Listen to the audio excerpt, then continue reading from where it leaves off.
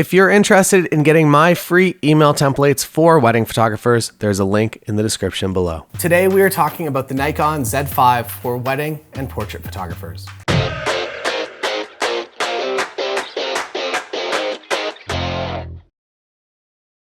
So I'm actually recording this on the Nikon Z5, so you can see a little bit of just how the autofocus goes in a regular situation like this.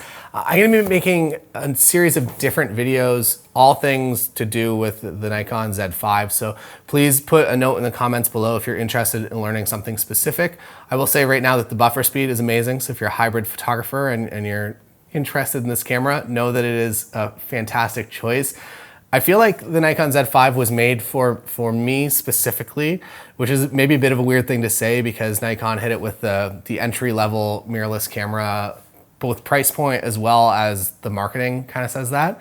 But as a wedding and portrait shooter, it really does everything that I need and without going too far overboard. So the Canon R side of things, like they're definitely focusing on video specs and a lot of stuff that if you're a wedding, even if you do hybrid video coverage at a wedding day, that you honestly don't really need. That it's a lot of extra things that maybe they're nice to have. I made a video about this a couple of weeks ago that if you're looking at cameras, you don't need to buy the one that does absolutely everything. That if you can buy something that actually fulfills your needs as a photographer and also as a creative or as a business owner, and that's all you actually need, you might as well save some money and invest that into your retirement or invest that somewhere else into your business rather than just spending money unnecessarily on expensive things that you might not ever use. I have definitely fallen victim to that over time that I've purchased. I think I got like the first Blackmagic 4K camera to come out, and then over time, and it's now been reaffirmed by some other friends that shoot very, very fantastic and also high-end video projects, that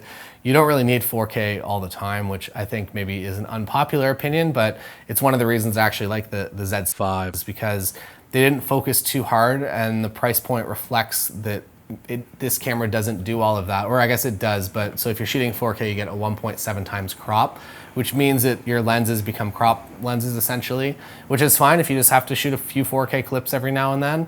If you're somebody that actively works in that space and you're doing videos for large screens, that this just obviously isn't the correct camera for you. And then the other video spec that they took out was 120 frames a second, which is fine for me. Again, as a wedding shooter, I shoot HD, regular HD at 60 frames a second, and this camera does that, and that's all I really need. The price point of this camera is so ridiculously low. I actually speak to this a lot in pricing videos, whether it's on YouTube or it's in the members group, that if somebody's coming to me and they're trying to hire me as a wedding photographer and I am half the price of another wedding photographer in town, the reflection on that's gonna be that my quality is maybe not quite half, but my quality is significantly less than the person charging double. And I feel like that's an easy mindset to fall into with the Z5, that it's so surprisingly inexpensive, yet it does everything that I need. And they really didn't take any key features away. I was expecting one thing that I use and that I absolutely need to be left out of this camera, but they really just kind of gave me everything that I could ever want. Ergonomically, the Z5 is great. They left the joystick on that actually, so when I've been using my Nikon D850 versus my D780, which are the two, I guess, like current, digital SLRs, the 850 has that nice little joystick that the Z5 has, but the 780 does not have it, and I didn't think that was a big difference, but going between those cameras, it's definitely something that I use a lot as somebody that relies a little bit more on single point autofocus.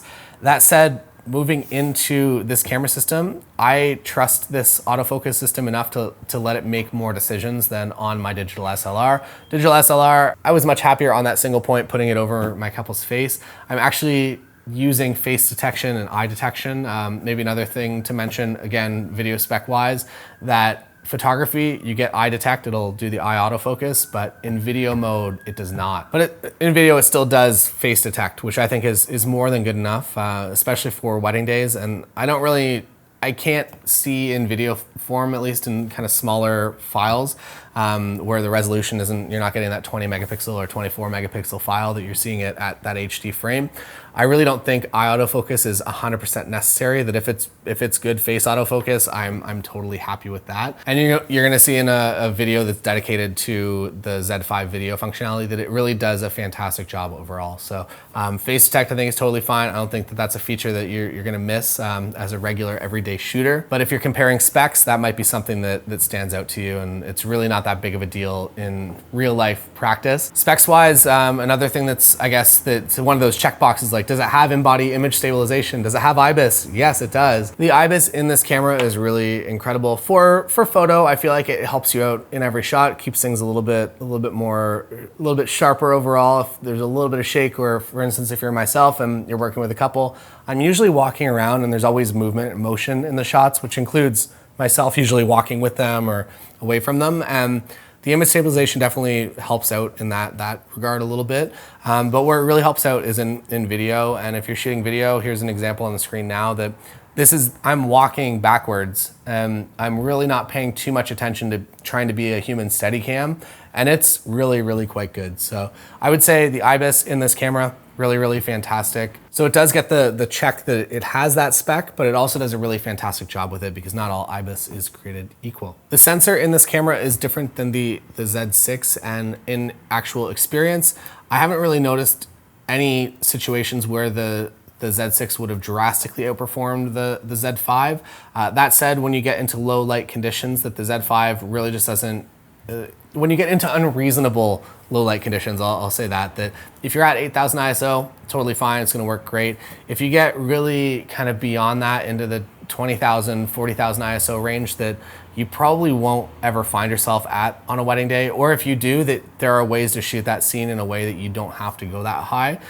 You will discover a few struggles with the Z5 as far as either just the focus time or just actually putting things properly in focus, or if you have to touch any of those files, that if you've shot something at 20,000 ISO, if you just bring that exposure up just a little bit, it's gonna start to fall apart a little bit on you. So that is one limitation, but again, that there are always ways to creatively shoot scenes a little bit different, so you don't have to push ISO to something like that. The Nikon lens lineup, I'm actually super happy with right now. That I'm gonna say that I've done a review pretty much on every one of the Nikon lenses, with the exception of the 20 f1.8, which is coming up, and the 7200 f2.8, which I believe is now officially shipping. So if you've been patiently waiting for that, I think it's on its way to you now.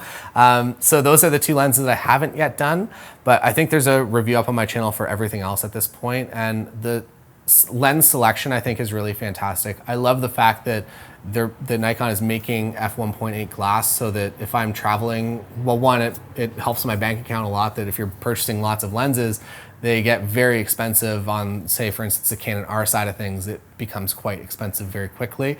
On the Nikon side of things, you're keeping costs down a little bit. Not to say they're completely inexpensive lenses, but the Z glass is a little bit cheaper overall, but still retains fantastic optical quality, and every lens is just really nice to work with. So know that because the cost is a little bit less, that you're not getting lesser quality, that maybe you're not getting the f1.2 depth of field on all of your shots, but you are getting a lens that is 100% capable and sharp edge to edge at 1.8, which is not something I could say about lenses from the past, that they always have.